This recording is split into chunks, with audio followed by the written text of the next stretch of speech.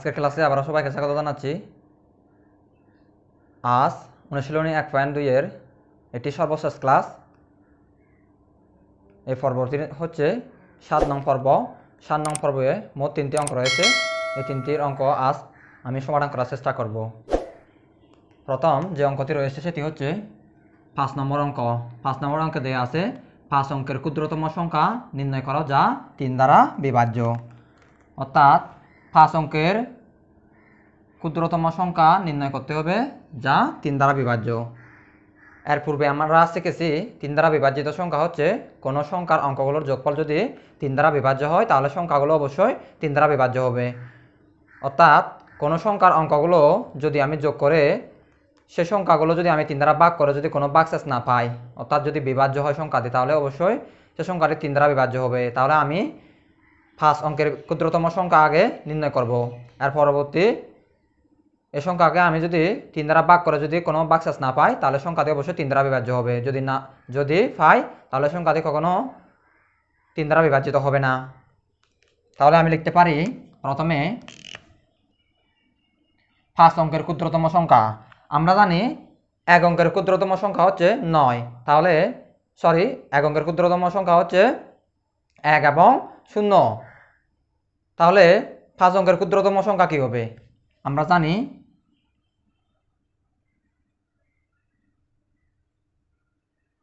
5 অঙ্কের ক্ষুদ্রতম সংখ্যা সমান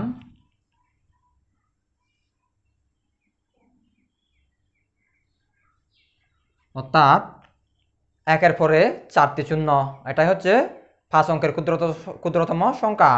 অর্থাৎ আমি ক্ষুদ্রতম সার্থক অঙ্ক একটি বসিয়েছি, সেটি হলো 1। এই সার্থক অঙ্কের পরে পরবর্তী যদি আমি 4টা শূন্য দিই তাহলে সেটি 5 অঙ্কের ক্ষুদ্রতম সংখ্যা হয়ে যাবে। এই 5 অঙ্কের ক্ষুদ্রতম সংখ্যা নির্ণয় করতে হবে যা 3 দ্বারা বিভাজ্য কিনা। কিন্তু এখানে দেয়া আছে 3, এখানে আছে আমি যদি প্রথম সংখ্যাগুলো আমি যদি 10 ধরি, 3 দ্বারা যদি আমি 10কে যদি ভাগ দিই তাহলে সংখ্যাটি কখনো ভাগ যাবে না, অর্থাৎ বিভাজ্য হবে না। তাহলে আমি কি লিখতে পারি? প্রদত্ত সংখ্যাটি, অর্থাৎ এখানে প্রদত্ত সংখ্যা হচ্ছে 10,000। প্রদত্ত সংখ্যাটি 3 দ্বারা বিভাজ্য নয়, অর্থাৎ এই সংখ্যাটি কখনো 3 দ্বারা বিভাজিত হবে না। যদি আমি 5 অঙ্কের ক্ষুদ্রতম সংখ্যাটি যদি ভাগ করে, অর্থাৎ 3 দ্বারা ভাগ করে যদি বিভাজ্য না পাই তাহলে সেই সংখ্যাটি কখনো 3 দ্বারা বিভাজ্য হবে না, অর্থাৎ এটি কখনো 3 দ্বারা বিভাজিত সংখ্যা নয়। তাহলে আমাকে এর পরবর্তী আরেকটি সংখ্যা ট্রাই করতে হবে, সেটি হচ্ছে এর পরবর্তী সংখ্যা। এর পরবর্তী সংখ্যাটি হবে সমান, যদি আমি এই 5 অঙ্কের ক্ষুদ্রতম সংখ্যার সাথে যদি আমি 1 যোগ করি তাহলে আমি এর পরবর্তী সংখ্যাটি অবশ্যই পাবো। তাহলে কি হবে? 10,001। অর্থাৎ এর পরবর্তী সংখ্যাটি হচ্ছে 10,001। আমি যদি 5 অঙ্কের ক্ষুদ্রতম সংখ্যা যদি 10,000 পাই তাহলে এর পরবর্তী সংখ্যাটি হবে 10,001, যা 3 দ্বারা বিভাজ্য নয়। কারণ কেন 3 দ্বারা বিভাজ্য নয়? আমি যদি এই সংখ্যাগুলো যদি যোগ করি তাহলে কি পাই? অর্থাৎ 1 0 0 0 আর 1, এই সংখ্যাগুলো যদি আমি যোগ করি, 1-এর সাথে 0 যোগ করলে 1, আর 0 যোগ করলে 1, এর পরবর্তী যদি আমি 0 যোগ করি 1, আর যদি 1কে 1 দ্বারা যদি আমি যোগ করি তাহলে হবে 2। তাহলে 2 সংখ্যাটি কখনো 3 দ্বারা বিভাজ্য সংখ্যা হতে পারে না। এর পরবর্তী সংখ্যাটি ছিল শুধুমাত্র 1। এই 1 সংখ্যাটি কখনো 3 দ্বারা বিভাজিত হতে পারে না, সেহেতু এই সংখ্যাটি কখনো 3 দ্বারা বিভাজিত নয়। তাহলে আবার পরবর্তী সংখ্যাটি হবে সমান 10,002। অর্থাৎ এই 10,002 হচ্ছে 10,001-এর পরবর্তী সংখ্যা, অর্থাৎ 10,000-এর পরবর্তী সংখ্যা 10,001 এবং 10,001-এর পরবর্তী সংখ্যা 10,002। এভাবে আমাকে পর্যায়ক্রমে ট্রাই করতে হবে। যে সংখ্যাটি 3 দ্বারা বিভাজ্য হবে সে সংখ্যাটি অবশ্যই 3 দ্বারা বিভাজিত সংখ্যা হবে। তাহলে আমরা জানি 3 দ্বারা বিভাজিত সংখ্যা হচ্ছে কোনো সংখ্যার অঙ্কগুলো যোগফল যদি আমি করি 3 দ্বারা বিভাজ্য হয় তাহলে সংখ্যাটি অবশ্যই 3 দ্বারা বিভাজ্য। তাহলে এই সংখ্যাটা যদি আমি যোগ করে কি দাঁড়ায় 1 0 0 0 2, তাহলে 1 এর সাথে এই শূন্যগুলো যোগ করলে 1, তারপর 1 এর সাথে 2 যোগ করলে অবশ্যই 3 হবে। তাহলে এই পরবর্তী এই সংখ্যাটি হচ্ছে অবশ্যই 3 দ্বারা বিভাজ্য। আমি লিখতে পারি যা 3 দ্বারা বিভাজ্য।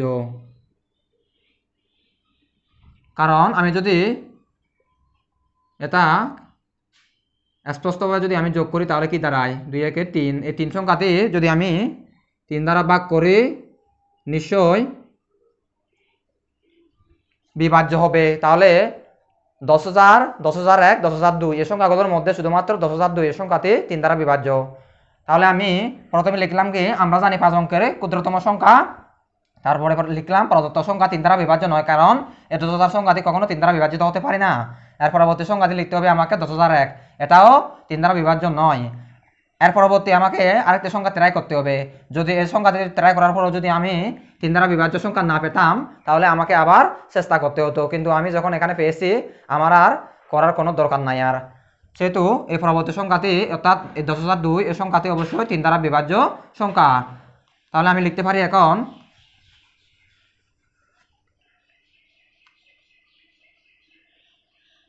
সুতরাং 5 অঙ্কের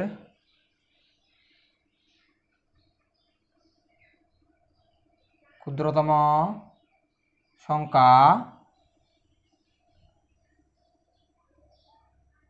যা 3 দ্বারা বিভাজ্য তা হলো 10,002। উত্তর হবে 10,002, অর্থাৎ এই 10,002 সংখ্যাটি 3 দ্বারা বিভাজ্য সংখ্যা। আমি প্রথমে 5 অঙ্কের ক্ষুদ্রতম সংখ্যাটি 3 দ্বারা বিভাজিত সংখ্যা পাইনি, এর পরবর্তী সংখ্যা আমি ট্রাই করে পেলাম কি সংখ্যাগুলো 3 দ্বারা বিভাজ্য। তাহলে এই সংখ্যাটি 10,002 সংখ্যাটি অবশ্যই 3 দ্বারা বিভাজ্য সংখ্যা। এটাই হলো 5 নং প্রশ্নের সহজ সমাধান। 6 নং প্রশ্নে দেয়া আছে 7 অঙ্কের বৃহত্তম সংখ্যা নির্ণয় করো যা 6 দ্বারা বিভাজ্য। আমাকে 7 অঙ্কের বৃহত্তম সংখ্যা নির্ণয় করতে হবে যা 6 দ্বারা বিভাজ্য। এর পূর্বের অঙ্কে আমরা করেছিলাম 5 অঙ্কের ক্ষুদ্রতম সংখ্যা, কিন্তু আমাকে এখন করতে হবে 7 অঙ্কের বৃহত্তম সংখ্যা। এর আগে করেছিলাম 3 দ্বারা বিভাজ্য, এখন করতে হবে আমাকে 6 দ্বারা বিভাজ্য। তাহলে আমরা জানি কি 7 অঙ্কের বৃহত্তম সংখ্যা, বৃহত্তম সংখ্যা মানে হলো 9। তাহলে 7 অঙ্কের বৃহত্তম সংখ্যা কি, অর্থাৎ 9টা যদি আমি 7 দিই তাহলে সেটি 7 অঙ্কের বৃহত্তম সংখ্যা হবে। এখন 6 দ্বারা বিভাজ্য সংখ্যা কি, আমরা এর আগে শিখেছি 6 দ্বারা বিভাজ্য সংখ্যা হচ্ছে কোনো সংখ্যার অঙ্কগুলোর যোগফল 2 এবং 3 দ্বারা বিভাজ্য হলে সংখ্যাগুলো অবশ্যই 6 দ্বারাও বিভাজ্য হবে। তাহলে আমি এখন লিখতে পারি 7 অঙ্কের বৃহত্তম সংখ্যা। আমরা জানি 7 অঙ্কের বৃহত্তম সংখ্যা সমান 9 9 9 9 9 9 9, অর্থাৎ 7টি 9। এই 7টি 9 দেওয়ার পরে এই সংখ্যাটি হয়ে গেল 7 অঙ্কের বৃহত্তম সংখ্যা। এরপরে আমাকে এই সংখ্যাটি 6 দ্বারা বিভাজ্য কিনা আমাকে পরীক্ষা করতে হবে। অর্থাৎ 6 দ্বারা বিভাজ্য সংখ্যা আমি কিছুক্ষণ আগে বলেছি কোনো সংখ্যা যদি 2 এবং 3 দ্বারা বিভাজ্য হয় তাহলে সংখ্যাটি অবশ্যই 6 দ্বারা বিভাজ্য। শুধুমাত্র 2 দিয়ে বিভাজ্য হলে সংখ্যাটি আমি 6 দ্বারা বিভাজ্য সংখ্যা বলতে পারবো না, আর শুধুমাত্র 3 দ্বারা বিভাজ্য হলেও আমি সংখ্যাটিকে 6 দ্বারা বিভাজ্য বলতে পারবো না। 2 এবং 3 দ্বারা উভয় সংখ্যা দ্বারা যদি বিভাজ্য হয় তাহলে সংখ্যাটি অবশ্যই 6 দ্বারা বিভাজ্য হতে পারে। কোন সংখ্যা, এখন লিখতে পারি আমরা কোন সংখ্যা 2 এবং 3 দ্বারা বিভাজ্য হলে সংখ্যাটি 6 দ্বারাও বিভাজ্য। অর্থাৎ কোন সংখ্যা যদি 2 এবং 3 দ্বারা বিভাজ্য হয় তাহলে সংখ্যাটি অবশ্যই 6 দ্বারাও বিভাজ্য হবে। এই কথাটি আমি এখানে লিখলাম। এরপরে আমি 7 অঙ্কের বৃহত্তম সংখ্যা বা অঙ্কগুলোর যোগফল আমি নির্ণয় করব।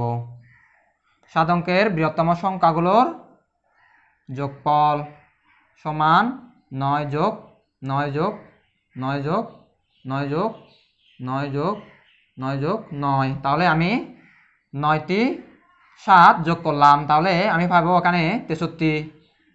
অর্থাৎ আমি যদি এই সংখ্যাটিকে আমি যদি 3 দ্বারা বিভাজ্য করি তাহলে কি পাবো 23, যা 3 দ্বারা বিভাজ্য একটি সংখ্যা। অর্থাৎ 7 অঙ্কের বৃহত্তম সংখ্যাগুলোর যোগফল করে আমি পেলাম 63। এই 63 সংখ্যাটি 3 দ্বারা বিভাজ্য সংখ্যা হচ্ছে, এটি কখনো 2 দ্বারা বিভাজ্য সংখ্যা হতে পারে না, এবং কি সরাসরি 6 দ্বারাও বিভাজ্য সংখ্যা হতে পারে না, কিন্তু আমি পেলাম 3 দ্বারা বিভাজ্য সংখ্যা।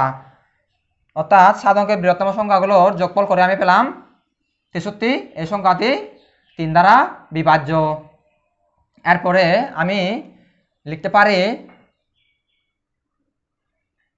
7 অঙ্কের বৃহত্তম সংখ্যার পূর্বের কিছু সংখ্যা। অর্থাৎ এর আগে আমি করেছিলাম পরের সংখ্যাগুলা, এখন আমাকে পূর্বের সংখ্যাগুলো যাচাই করতে হবে। অর্থাৎ আমি যদি 7 অঙ্কের বৃহত্তম সংখ্যার পূর্বের সংখ্যা যদি আমি লিখি তাহলে কি হবে, এখান থেকে আমাকে 1 বিয়োগ দিতে হবে। তাহলে 1 বিয়োগ দিলে কি হবে, 9 এর জায়গায় শুধুমাত্র শেষে আমাকে 8 দিলে 7 অঙ্কের বৃহত্তম সংখ্যার একটি মান আমি পাবো। একক স্থানীয় অঙ্ক বা সংখ্যাটির একক স্থানীয় অঙ্ক আমি লিখতে পারবো। একক স্থানীয় অঙ্ক দেওয়া আছে এখানে 9। অর্থাৎ একক স্থানীয় সংখ্যাটি হচ্ছে এখানে 9। আমি প্রথমে এই সংখ্যাটি আগে নির্ণয় করি। অর্থাৎ একক স্থানীয় অঙ্ক হচ্ছে 9। এই 9 সংখ্যাটি যা একটি বিজোড় সংখ্যা। তাহলে আমি এর পূর্বে পেয়েছিলাম সংখ্যাটি 3 দ্বারা বিভাজ্য। এখন আমি যদি 9কে যদি আমি 3 দ্বারা ভাগ করি তাহলে তাও বিভাজ্য হতে পারে, কিন্তু আমি এখন 3 দ্বারা করব না, এখন আমাকে 2 দ্বারা করতে হবে। কিন্তু এই 9 সংখ্যাটি তো বিজোড় সংখ্যা, এই বিজোড় সংখ্যাকে অবশ্যই 2 দ্বারা বিভাজিত হতে পারে না। অর্থাৎ একক স্থানীয় অঙ্ক 9 যা একটি বিজোড় সংখ্যা, এটি 2 দ্বারা বিভাজ্য নয়। এখন আমাকে এর পরবর্তী সংখ্যাগুলো নির্ণয় করতে হবে। পরবর্তী না, পূর্বের সংখ্যাগুলো নির্ণয় করতে হবে। এর পূর্বের সংখ্যাগুলো কি হতে পারে, অর্থাৎ আমি যদি এখন 9 এর জায়গায় যদি এখানে 8 দিই তাহলে কি হতে পারে, এখানে যদি আমি 9 এর জায়গায় যদি 8 দিই তাহলে এই 8 সংখ্যাটি অবশ্যই 2 দ্বারা বিভাজিত সংখ্যা। কিন্তু 2 দ্বারা বিভাজিত সংখ্যা হওয়ার পরও যদি আমি সব সংখ্যাকে যদি আমি এখন 3 দ্বারা ভাগ করি তাহলে সে সংখ্যাটি কখনো 3 দ্বারা বিভাজ্য হতে পারে না, শুধুমাত্র 2 দ্বারা বিভাজ্য হচ্ছে। যদি কোনো সংখ্যা যদি শুধুমাত্র 2 দ্বারা বিভাজ্য হয় বা 3 দ্বারা বিভাজ্য হয়, সে সংখ্যাটিকে আমি 6 দ্বারা বিভাজিত বলতে পারবো না। কিন্তু আমি এখানে দেখতে পাচ্ছি 8 দেওয়ার পরে সংখ্যাটি 2 দ্বারা বিভাজ্য হলেও 3 দ্বারা বিভাজিত সংখ্যা হতে পারে না, তাহলে সংখ্যাটি কখনো 6 দ্বারা বিভাজিত সংখ্যা নয়। সেহেতু আমি লিখতে পারি এখন এর আগের সংখ্যাগুলো আবার নির্ণয় করতে হবে। এখন আমি যদি 8 এর জায়গায় যদি এখানে আমি 7 দিই তাহলে সংখ্যাটি 2 এবং 3 কোনো সংখ্যা দ্বারা বিভাজ্য হতে হবে না, কারণ 7 সংখ্যাকে আমি কোনো সংখ্যা দ্বারা ভাগ করতে পারি না, শুধুমাত্র 7 এবং ওই সংখ্যা দ্বারা ভাগ করতে পারি। এর পরবর্তী যদি আমি এখন পরবর্তী না পূর্বের সংখ্যা যদি আমি এখন নিই 6, তাহলে কি হতে পারে, অর্থাৎ এই 9 এর জায়গায় যদি আমি এখন 6 বসিয়ে দিই তাহলে কি হতে পারে, এই 6 সংখ্যাটি অর্থাৎ 9 9 9 9 9 9 এবং 6 এই সংখ্যাটি জোড়, যা 2 দ্বারা বিভাজ্য। অর্থাৎ এর পূর্বের সংখ্যাটি অর্থাৎ একক, দশক, শতক, হাজার, অযুত, লক্ষ, নিযুত অর্থাৎ 99,99,996 এই সংখ্যাটি 2 দ্বারা বিভাজ্য সংখ্যা হচ্ছে। তাহলে আমি কি লিখতে পারি, এখন এটি একটি জোড় সংখ্যা যা 2 দ্বারা বিভাজ্য।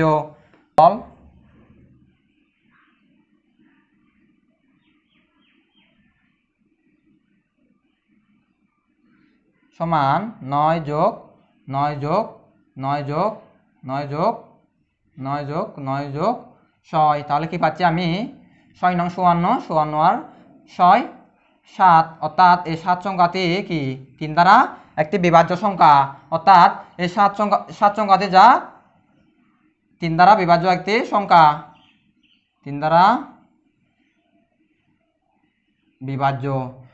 অর্থাৎ আমি এই সংখ্যাটি জোড় সংখ্যা পেলাম যা 2 দ্বারা বিভাজ্য হয়েছিল। এখন আমি যে সংখ্যাটা পেলাম সেটিও 3 দ্বারা বিভাজ্য সংখ্যা। তাহলে এই সংখ্যাটি অবশ্যই 6 দ্বারা একটি বিভাজ্য সংখ্যা। তাহলে আমি লিখতে পারি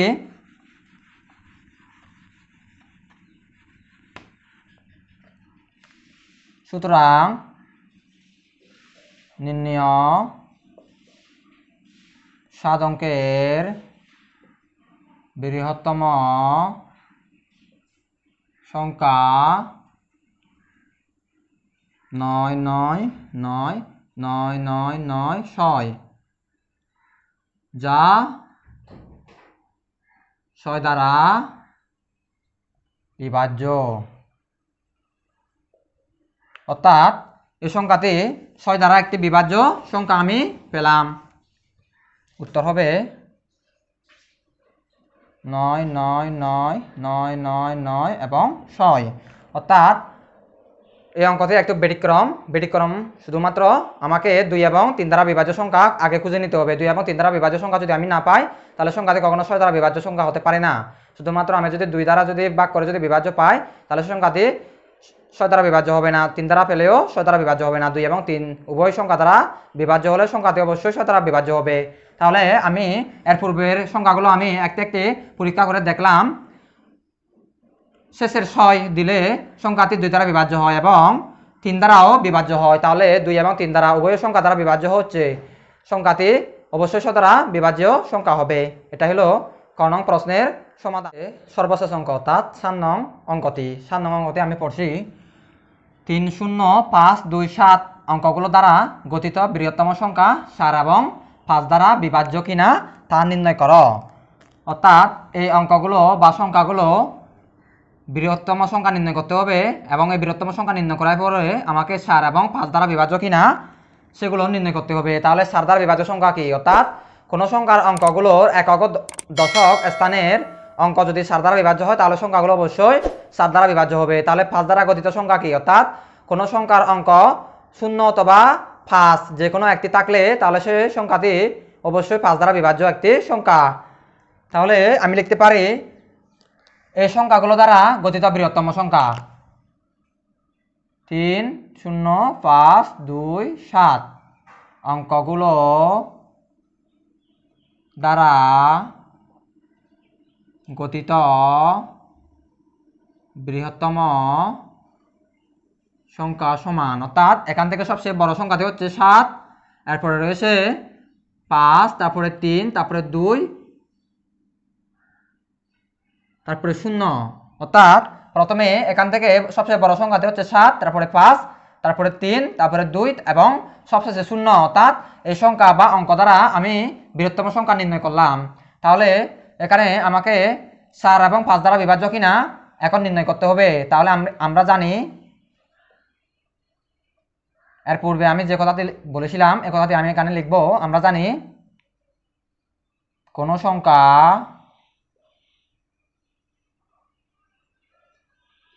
কোনো সংখ্যার একক ও দশক স্থানের অঙ্ক 4 দ্বারা বিভাজ্য হলে সংখ্যাটি 4 দ্বারা বিভাজ্য হবে। অর্থাৎ কোন সংখ্যার একক ও দশক স্থানের অঙ্ক 4 দ্বারা বিভাজ্য হলে সংখ্যাটি নিশ্চয়ই 4 দ্বারা বিভাজ্য সংখ্যা হবে। তাহলে আমি এখানে দেখতে পাচ্ছি কি একক এবং দশক স্থানের অঙ্ক। তাহলে এককের ঘরে রয়েছে 0 এবং দশকের ঘরে রয়েছে 2। তাহলে এই দুইটি সংখ্যা মিলে হলো কি 20। অর্থাৎ এই সংখ্যাগুলো 4 দ্বারা বিভাজ্য কিনা আমাকে যাচাই করতে হবে। প্রদত্ত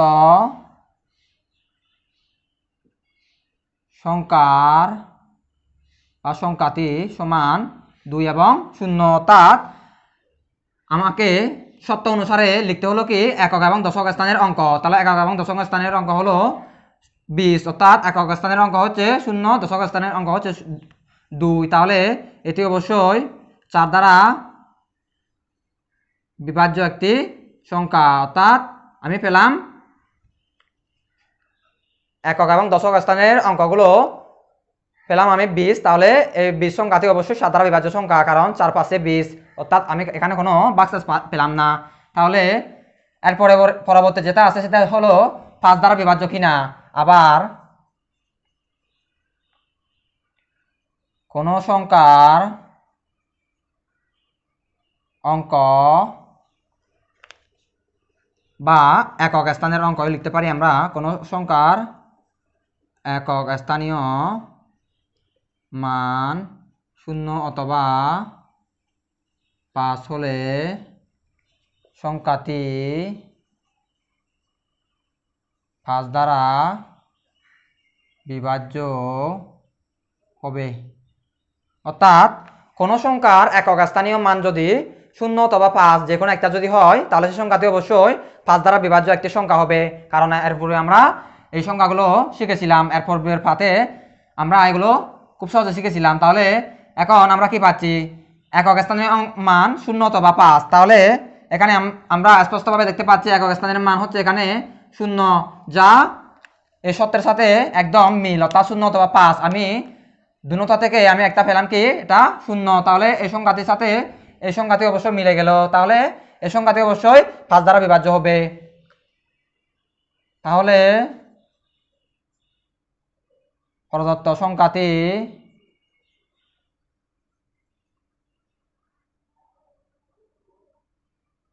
সংজ্ঞা অনুসারে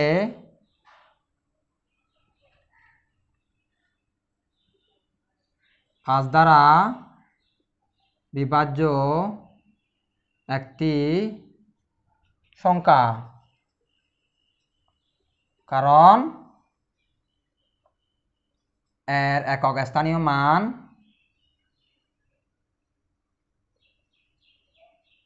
0। অর্থাৎ প্রদত্ত সংখ্যা অনুসারে সংখ্যাটি সংজ্ঞা অনুসারে 5 দ্বারা বিভাজ্য। কারণ আমি সংজ্ঞা অনুসারে পেলাম কোনো সংখ্যার অঙ্ক 0 অথবা 5 হলে, একক স্থানের অঙ্ক 0 অথবা 5 হলে, তাহলে সংখ্যাটি অবশ্যই 5 দ্বারা বিভাজ্য সংখ্যা। তাহলে আমি পেলাম কি এখানে সবচেয়ে 0। তাহলে যেহেতু আমি সবচেয়ে 0 পেলাম, এই সংখ্যাটি অবশ্যই 5 দ্বারা একটি বিভাজ্য সংখ্যা। তাহলে 3 0 5 2 7 অঙ্কগুলো দ্বারা গঠিত বৃহত্তম সংখ্যা 4 এবং 5 দ্বারা বিভাজ্য। এই সংখ্যাটি অবশ্যই আমি খুব সহজে নির্ণয় করতে পারলাম। এভাবে আমি প্রশ্নগুলোর খুব সহজ সমাধান করতে পারি। এটাই হলো অনুশীলনী 1.2 এর সর্বশেষ পর্ব। এরপরে আমরা অনুশীলনী 1.3 এবং উদাহরণ যে সমস্ত অঙ্ক রয়েছে সে সমস্ত অঙ্কগুলো খুব সহজভাবে করার চেষ্টা করব। সবাইকে ধন্যবাদ। পরবর্তী ক্লাসের জন্য সবাইকে আমন্ত্রণ জানাচ্ছি।